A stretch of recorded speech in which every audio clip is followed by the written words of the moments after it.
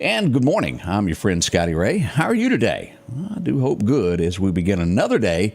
Today is Tuesday, if I'm not mistaken. Odie's going to be off.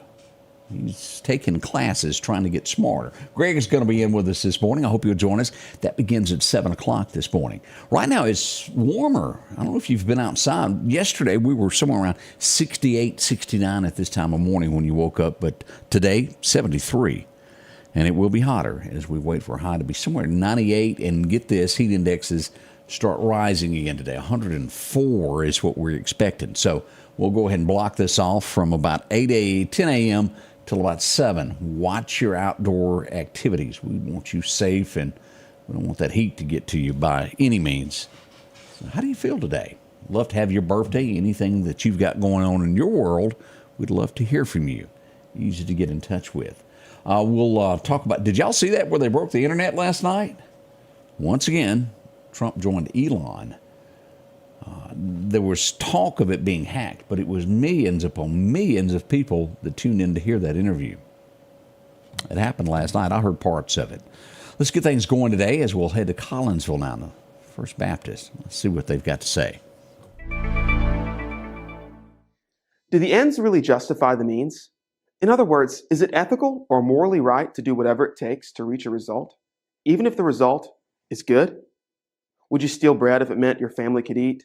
Would you speed down the highway well over the speed limit if it meant you get to work on time? We may deem our actions as pure or right, but what we deem right is not always aligned with what God sees as right and pure. In Proverbs 16:2, the author writes, "All a person's ways seem right to him, but the Lord weighs motives." Another translation says this, "People may be pure in their own eyes, but the Lord examines their motives."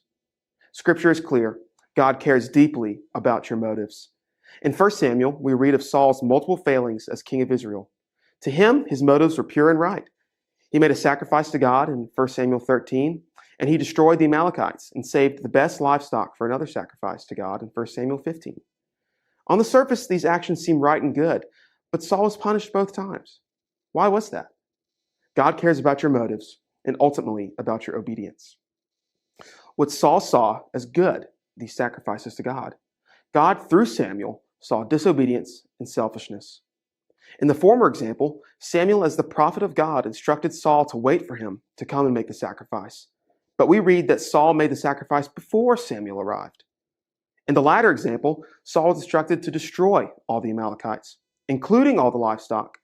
But Saul took the king as a live hostage and saved the best of the livestock for sacrifice. Saul's actions were marred by disobedience. Your motives matter to God just as much as your actions. So as you ponder your actions and your underlying motives, remember this. People look at the outer appearance, but the Lord looks at the heart. Change begins in you. The Change Begins in You is brought to you in part by Piggly Wiggly of Collinsville, Patrick Allen Companies, Mitchell Tire and Wrecker in Collinsville, and Mowdy Cabinetry. Hopefully, we all got a good message out of that. We say good morning to Union, Mississippi. Miss Irene joining us. I see Ruth says it's going to be hot and dry. I agree with you there. From DeKalb, how you doing there? Also, Sioux Enterprise, Miss Kathy joining us. Louisville, Mississippi, Karina joins us. And wherever you may be this morning, we do appreciate you tuning in as we begin this. Rod Stewart, how many fans still out there of Rod Stewart? Wake Up Maggie, I think I got something to say to you. And the list goes on about the shirt being sexy and all of that through the years. Hot Legs, that was a big one. He's canceling concerts due to illness. Now, I'm not real sure how old Rod is these days, but he had a hit in 74, Maggie May, so the time is, well, I don't know where I'm going with that. COVID is what they're saying he has. He's so far canceled 2 shows. There could be more following. I don't care who you are. After you get over the age of 35, when you get ill, it takes you a little bit longer each year to get over whatever it is you've got. We wish Rod a speedy recovery so he can be back on the concert trail once again. Joaquin Phoenix. Do y'all know who I'm talking about? He's the guy that played Johnny Cash. And this may be, and I can't think of the guy that played in the Brokeback Mountain TV show. Joaquin has backed out of a lead character. It was a movie that was brought to him, and it involved I guess the only way to say it is two fellas. Right before filming, it was 5 days before it, he backed out, gave no reason, and walked away. The experts are saying that it had to do with what the role was going to portray, that he was having trouble with that. Others are quickly saying he should have thought of that before he agreed to it. Does anybody smell a lawsuit in the works? Most likely. That's what's going on with that. Red Sox star, if you'll remember, was who brought this up 2 days ago, if I remember right. Red Sox star Jarren Durant. He's just been suspended for 2 games after he made a slur, and we'll leave it at that, to someone in the stands. They've gotten on him because you could hear it everywhere and on television, they say. Again, we'll leave it at whatever happened there. We have somebody who is going to be sentenced to 2 years for threatening. This is just bad. You have to take all threats seriously these days. As we go, the Jewish community, they seem to be picked on more and more as we go back to New York, to where a former Cornell student there in New York threatened the Jewish community. He said he was going to kill him. He was arrested, and they have sentenced him to nearly 2 years for doing so. They took that threat very serious. Now, I know the next question is, what's parole? I don't know how New York does that. A lot of times we'll hear sentencing, and then in 6 months or 3 months they're out. I can't answer that. Here is a shocker. Do y'all remember, and I think most people in the Meridian area, does anybody remember when the Meridian Star endorsed Hillary Clinton? Y'all remember that? An endorsement, well, people stopped getting the newspaper. Maybe hitting the New York Times or catching on to things like that. They say that they're not any longer going to endorse candidates in New York races. They didn't say anything about national races, but they're saying local races. We'll see how long that holds water. Pastors, and as we get into this headline, this next thing that's going on across America, I know that people sometimes get mad at pastors. They have a bar, and if you're a clergy within the church, a deacon, you're held to a high caliber. If you're the lead pastor, you are held to a higher bar because you're a man of the cloth. You represent the church and everyone there. Are you still a sinner? You absolutely are. But you're held to a higher standard, and sometimes you have to call things out. We see a preacher has been busted. He has resigned from a Texas church, what they're calling a mega church. His name is Taran Dames. He's resigned, and you're not going to like this. What he's, he solicited ladies of the evening. And you are held to a higher standard when you're there. Didn't say you wouldn't sin, but as lead pastor, you cannot be doing that. He has been asked to resign, and it looks as though that has happened. That's happened to a lot of those preachers, and we all know that. Netflix and things like that are putting an end to it. I can remember it wasn't a big deal back in the day. If you got a Netflix, you gave it to your kids, and they could watch it at college, so forth. If you had a camper, you could still do it, but they're cracking down on this nationwide. Other places are starting now to do this, to where your IP address, which is kind of like your fingerprint in the digital world, if it's yours, you'll have to have 2 logons. And no longer if you log in from a different area, you'll have to have a login. They're calling it the age of the freeload is over. So watch that. And it's going across every service like this now. It's not like the old days where you could do this.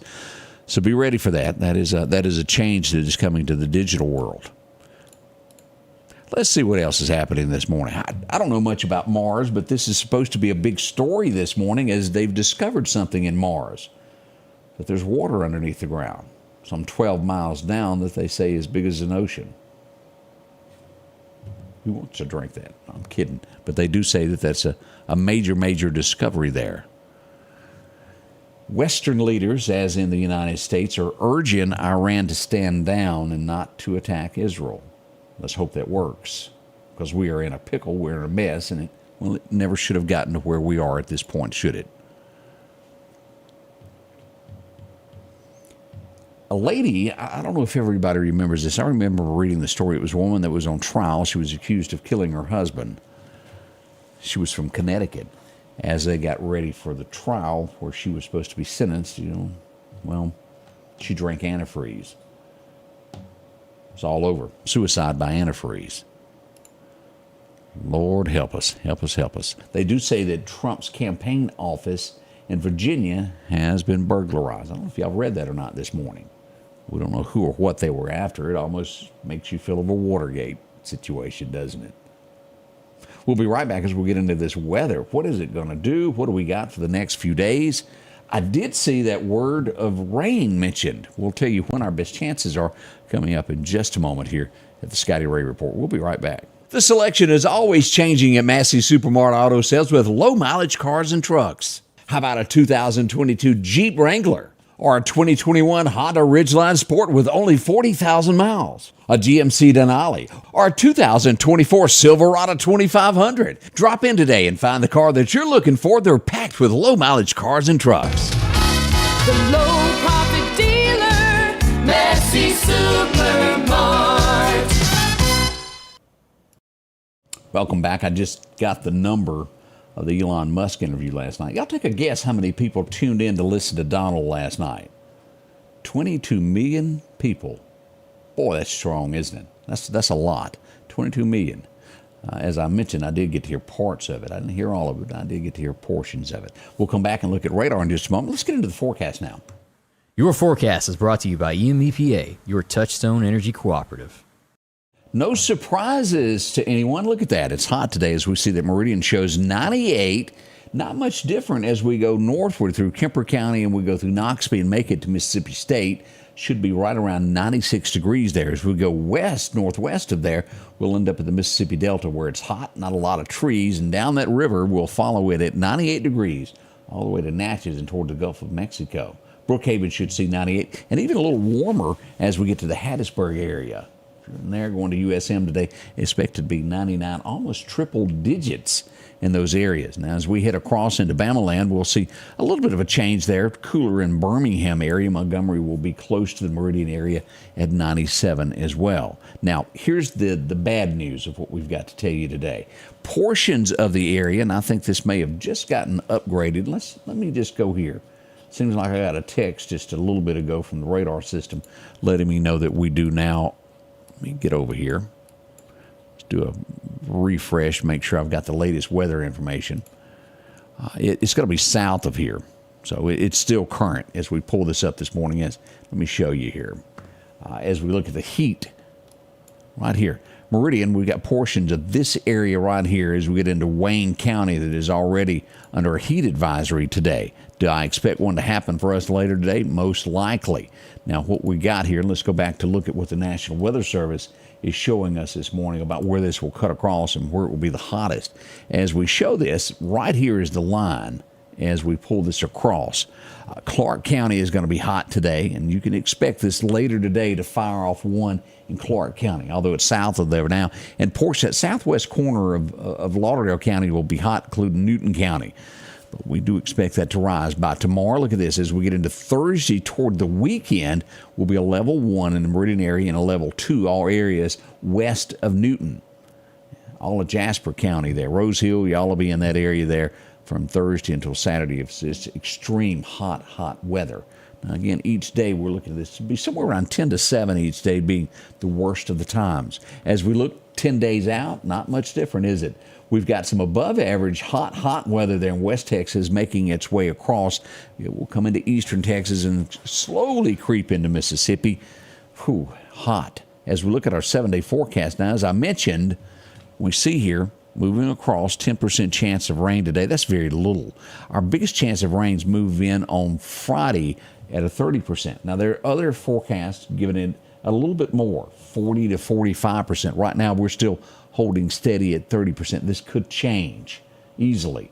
As we say, the temps today at 98. This is such a hairline degree change in between tomorrow and through Friday, 99-ish to 100. We could see that triple-digit hit. We'll watch closely. Over the weekend, we do see a 20% chance of showers is what they're calling for. Now, as we move forward and we go all the way through the 27th of August, the next biggest chance of rain is going to fall somewhere around the 25th. And it's only at a 37% chance. But each day, look at that, mid to upper 90s. It means we're deep into the dog days of summer as school begins. The fishing forecast for today, what is at best tonight, this afternoon, as the sun starts getting a little bit better for us, right around 7 until 9 p.m. 7 p.m. until dark 30 is the best time to fish. The wind's going to be calm, becoming north around 5 late in the afternoon. So if you got to fish, that's what you need to do. Now, we need to get into radar and show you the nastygram that we've got. Ernesto is what I'm going to call it. And y'all tell me if I'm wrong on pronouncing this. But as we pull this up to go see what's brewing in the Atlantic, here's what we got. This is not going to get anywhere near us, but it will reach a Category 2 as it moves away from us. As of this morning, this Ernesto, a tropical storm at this point, floating along at 40 miles an hour, gust of 52,007 millibars moving west at 20 miles an hour. And as you'll see here, by Saturday, it will probably reach its biggest there with winds, as we look at this, of 109 miles an hour by the weekend. And again, that's not going to affect the U.S. Thank heavens we have no threat with that. That's the good news of what we can tell you. But look at that as we look back here across radar. Look at this heat as it goes back into Texas.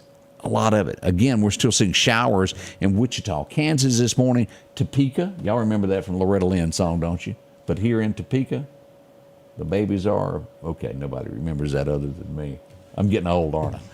Jefferson City, as we move into Illinois, showing a lot of fog this morning. And as we move over toward Atlanta, we have some fog in those areas too, moving through Augusta, and we see that Charlotte and Greensboro up through Richmond has some light shower activity if you're going to be flying or traveling somewhere today. That's the news as we know it when it comes to weather this morning. We've got a lot to talk about. What went on overnight? We got that coming up in just a few moments. Greg is going to be joining us, as we said. Odie's got the morning off. He's doing something official. That's what we hear. We'll find out what kind of class it is here in a little bit that he's going to learn so much about. Join us, won't you? It all begins at 7 o'clock. We can't do it without you, your input. Lawrence, Mississippi, checking in. Patricia, how in the world are you today? Elberton, Georgia joins us. Alan, how are you doing? I got to look that up on a map. You ever heard of Elberton, Georgia? We'll see where that is. Thank y'all so much. We'll be right back. We're roughly 5 minutes away from coming back live as we got to make coffee and get things ready for the morning show. We can't do it without you. Join us, won't you? We'll be right back at the Scotty Ray Report.